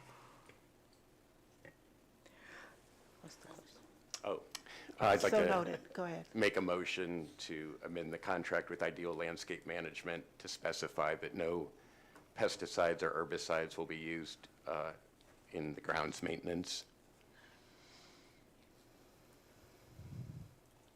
We need a second. Second. Ms. Vaughn? Sorry, can we have discussion? Yeah. Can we vote? We cannot vote on that today, right? But we have to update this in order to be able to do that. So what'll happen is we'll do the discussion, and then the vote will come with the amendment, so that amendment will come In the before. May meeting. Yes. Got it. So still discussion. Thank you for clarifying. I just wanted to ask Mr. And again, I Watson. ask your patience that there are 3 new board members that are learning the protocols and Robert's rules and all of the other things that we need to have to be able to have an effective board meeting. So with that, we can move forward, but our apologies for just learning on the spot. No apologies needed. We're all learning. No apologies. We're all learning. 12.19, Leon uniform. Oh, Sorry. So He didn't use sorry. discussion. my discussion was to ask Mr. Watson if this would be an easy thing to do. We currently do not use pesticide or herbicide, so this won't be a challenge for us. Okay, thank you. Good job. Well, are there any other questions or discussions? Yes, ma'am. I'm recognized, I'm sorry. Yes. Oh, okay, thank you. It sounds like, Mr. Watson, if I can inquire of you, it sounds like we're not using any herbicides or pesticides with the current contract, is that correct? That is correct. Great. So in light of that, I would question and leave this up to the board whether or not we need this motion or not, given the contract, so thank you. Mr. Morrison? The contract that's in the packet calls for using pesticides and herbicides. Yeah. This is to amend that. Although we do not currently use them, we're asking to have that in writing. Thank you, Mr. Morrison. Thank you, Mr. Conover. Mr. Conover? Yeah, if I can inquire of Mr. Marston. Oh, great. Yeah, great. I'm just curious where the motivation is coming from, since we've learned from Mr. Watson that we're not using herbicides and pesticides in the contract. I understand the need, to have this in writing in the contract, but I'm just sort of wondering where this ask is coming from. I have 2 kids enrolled in the district, and they play on the playgrounds. Good enough for me. Very quick, Mr. Marston, thank you. Point of information as well for this one. I noticed on page 335 of our board packet that snow removal only consists or only applies to 801. Is that correct? It's for all of our open, active schools. Okay. I just don't see that here.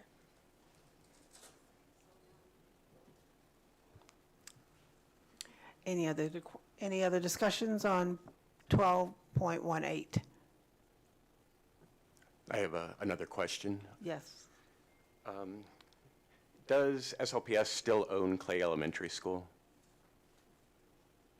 Dr. Borshade? I will get the list of all of the schools that we own and have sold. Okay. May I ask a follow-up question? Yes, sir. Go ahead. The reason I was asking is because 12.18 mentions mowing at the vacant schools. In the scope of work, it says there are 24 closed schools. There is an Exhibit C that has 25 schools listed, so there's a little discrepancy there. And Clay Elementary isn't listed. The reason I asked specifically about Clay is that I've heard complaints about the grass not being mowed and that it's infested with giant mosquitoes. So noted. Are there any other questions or discussions? 12.18. 12.19. We sorry. still have the motion for the amendment, so I we'll thought they have took to, it out before. we'll have to do that vote whenever you're ready. Just call Ms. Vaughn. I couldn't hear what you said. So we still have the amendment, the motion to amend the removal of the pesticides out of that, so we still have to carry that vote. So whenever you're ready, just let me know and I can take the roll. Please take the roll. It hasn't been seconded. It was second. It was second. Yes. We had Mr. Martin, Mr. Marston. Yeah. So are we ready? Yes, I am. Okay. Ms. Foster? Yes. Mr. Conover? Yes. Mr. Hikes? Yes. Ms. Jones? Yes. Mr. Marston? Yes. Ms. Hubbard? Yes. Dr. Collins Adams? Yes. Okay. Motion for amendment approved.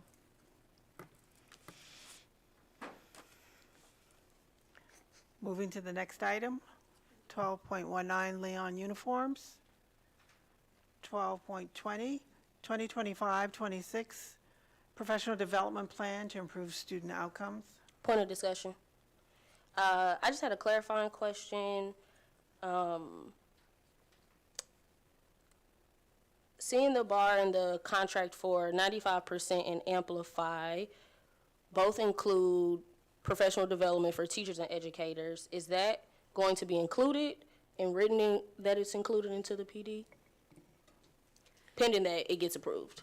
Yeah, so it's not in there now because they have not been approved, but if you'll note in August when we have teachers return for 2 weeks, the content will be then.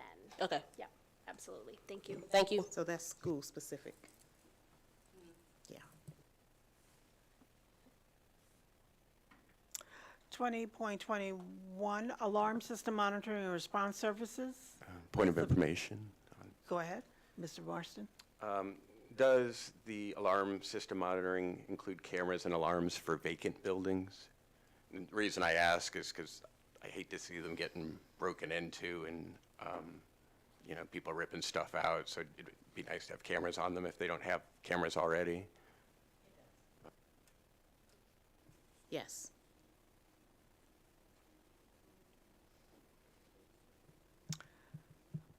Moving again, 12.22 purchase of services for Arbiter Sports. It's a comprehensive scheduling management solution. Sorry, I still had a point of information question for 12.21. There's a note in the bar that the services for this particular $60,000 contract will cover the months of May and June. with a total cost of $37,950. There's a surplus of over $22,000. Can we clarify why there's such a huge jump? So I'll start off by suggesting or stating that at this point there is a gap in services, meaning that because we need more safety and security officers in that space, we have asked that our vendor helps us in that space. And so then we need to pay them, and then we're asking for funds for that. And what we're paying them is not the $37,950. It's the $60,000. That would be the gap. Okay, so the gap is that we are needing to pay the $22,000 of that 60. Thank you.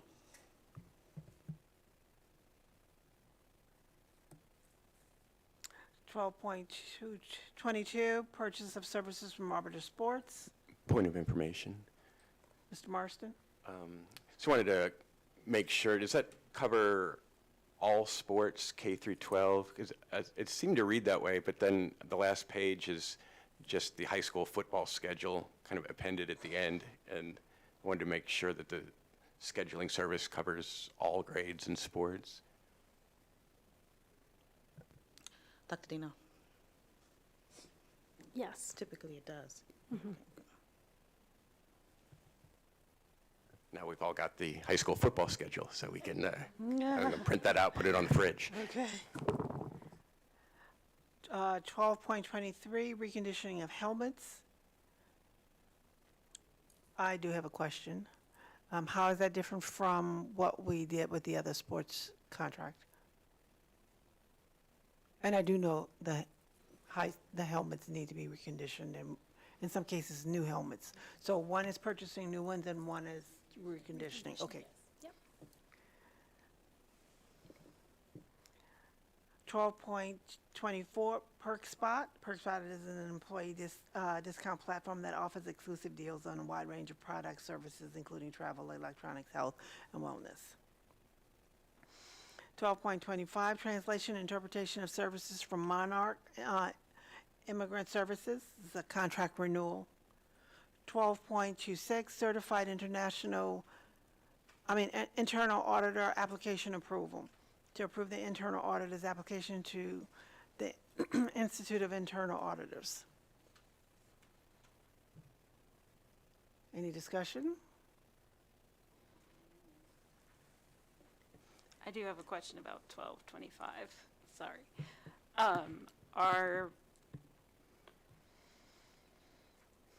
Do you know if our families feel like the translation services are sufficient? So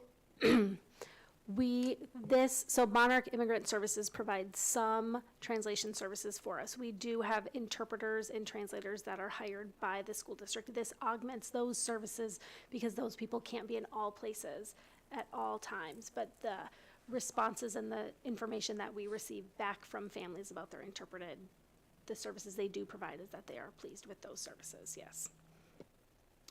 Dr. Dino, I do have a question too. Do we offer digital interpretation for our students? Are you talking like using Or like Google synthetic. Translate or something like that, or? Digital devices, that what? We have not purchased digital devices, and in fact, many of those are moving to apps now instead of separate devices. Yeah. We move to section 13, items for discussion. Oh, we don't, we just discussed. 13.1, COA or KOA Hills Consulting to approve a sole contract amendment to COA Hills Consulting to provide services for Business Plus systems. And 13.2, any discussion on 13.1? 13.2, translation and interpretation services for Monarch Immigration Services. Yes, point of information for 13.1. can I just get clarity on what this contract is or just what this partnership is? This contract is for consultants that deal with our financial systems or Business Plus. So it's a financial-based system. It's our integrated financial system, and they are consultants that help manage the system, any errors we're seeing to ensure the integrity of our data. So like individual purchases or reimbursements that need to happen for staff? Anything that runs through the Business Plus system, the financial system, yes. Okay.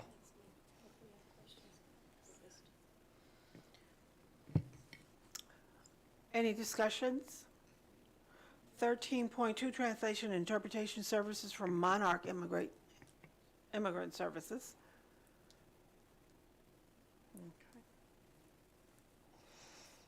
We'll move to items for information, section 14. 14.1, in-kind donation, Kid Smart donates backpacks. These are backpacks that are donated to elementary schools with elementary school supplies.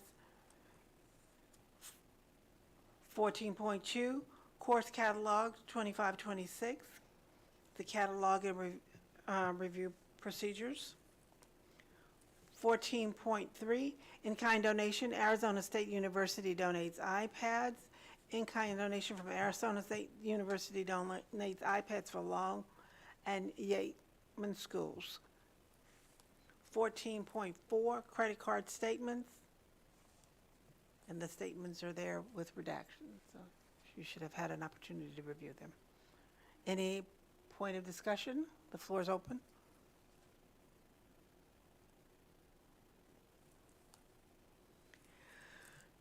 Thank you. We move to item 15, items for action. These items will require a vote and a need for a motion. Item 15.1, the AASA Leaders of Color Summit. We need a motion for approval for 15.1. And actually, we can do 15.2, the National Leadership Consortium Cohort, and these are two conferences for Dr.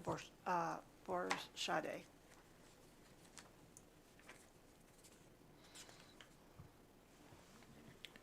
I make a motion to approve Dr. Bourchade's upcoming conferences, the Leaders of Color and the National Women's Leadership Consortium. We need a second on the floor. Call for a second.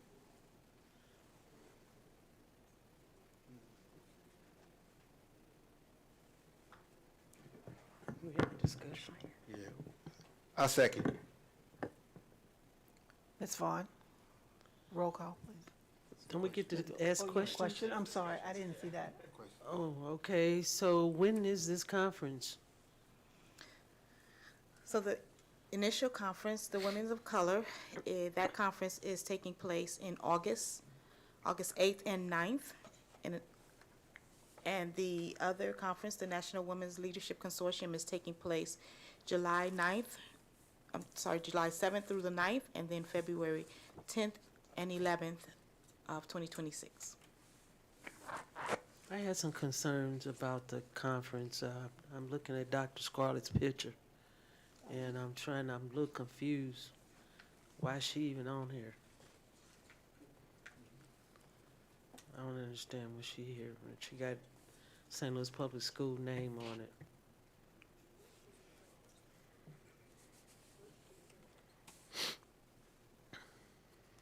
And that one is AA. Which one is that one? AASA. Let's go here.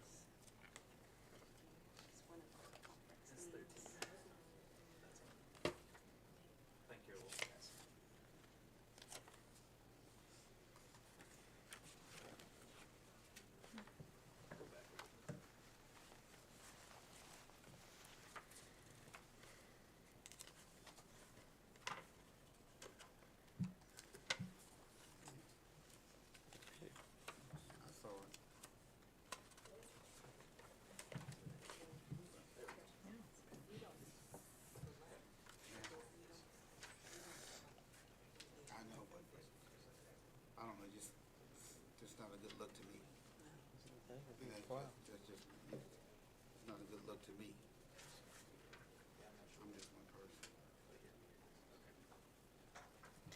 I can remove my request for the conference to attend as it relates to the AASA Leaders of Color Summit. What will you lose? Like the board reports ask, what will you lose if you don't attend?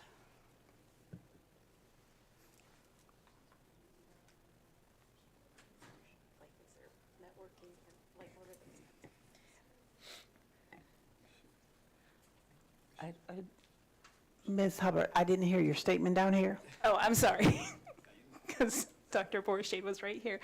I'm wondering what she will lose if she doesn't go. What are the benefits of the conference, with or without questionable leads? I don't want to cause anything, I don't want to go to anything that would create questions, doubt, or anything of that sort. So we can remove my request to attend the AASA Leaders of Color Summit.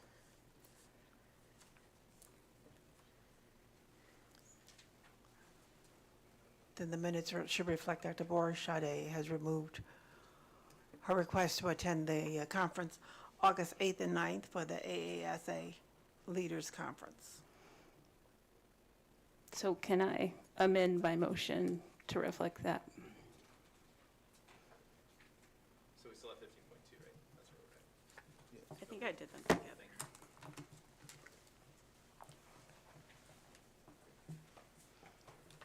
I'd make a motion to approve 15.2 if the president recognizes.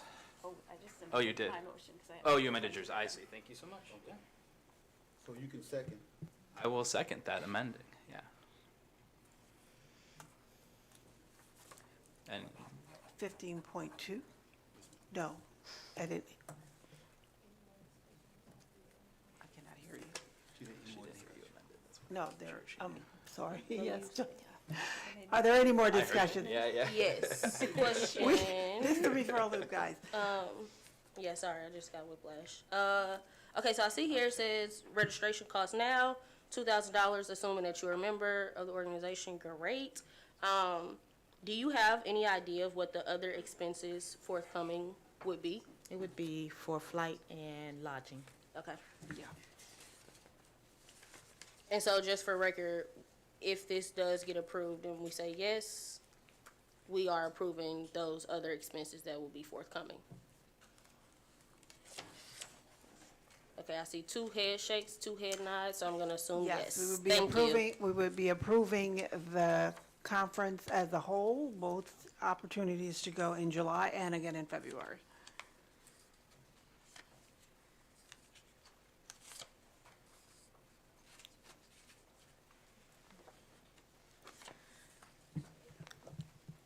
I remove my request to attend this conference as well. Thank you.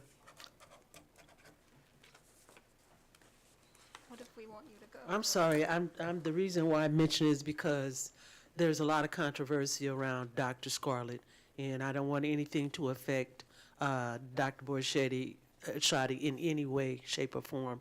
And I'm just looking, and I know how people are right now, and she doesn't need that. The district doesn't need that. Thank you, Ms. Jones. I appreciate it. Ms. Vaughn, please let the minutes reflect that Dr. Borshade has removed both requests. Got it. And so I can withdraw my motion? Yes. Okay, I withdraw it.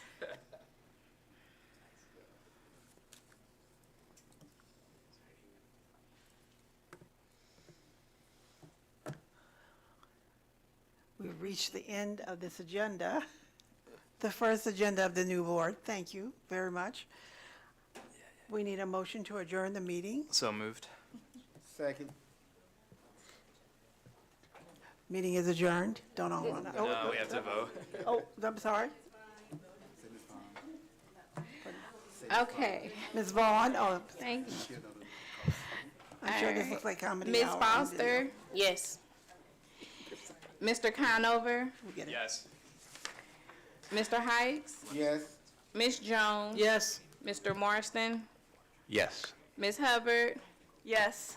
Dr. Collins Adams. Yes. We are adjourned at 8:20.